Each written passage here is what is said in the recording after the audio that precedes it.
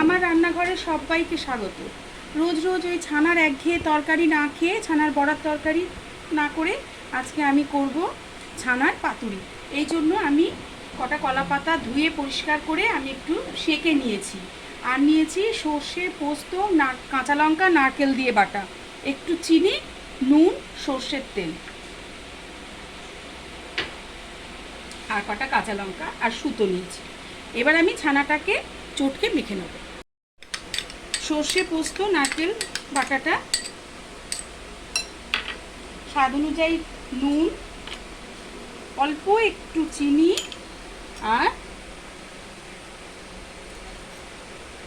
4 চামচ সর্ষের তেল, ভালো করে এটাকে মেখে নেব। এবার আমি কলা পাতার মধ্যে মিশ্রণটাকে দিয়ে আর একটু সর্ষের তেল আর একটা করে কাঁচা লঙ্কা দিয়ে আমি ঠিক এইভাবে মুড়ে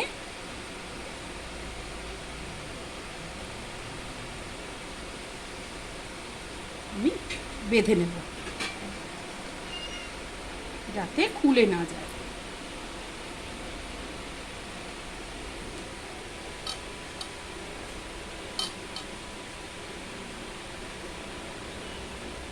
খুব তাড়াতাড়ি রান্নাটা হয় এবং খেতেও খুব সুন্দর।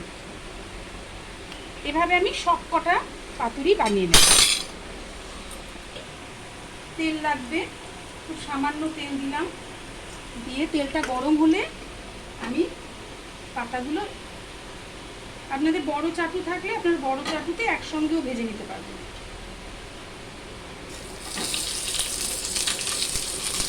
পাতাগুলো এভাবে উল্টে পাল্টে ভেজে নেব।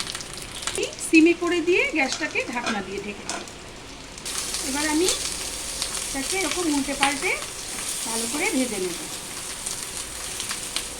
আবার ঢাকা দিয়ে নামিয়ে নিয়েছি। এবার আমি খুলছি।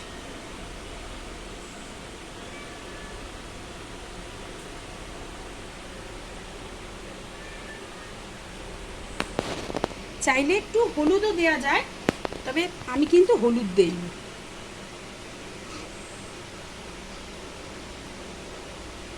এটা গরম ভাতে জাস্ট ফাটাফাটি।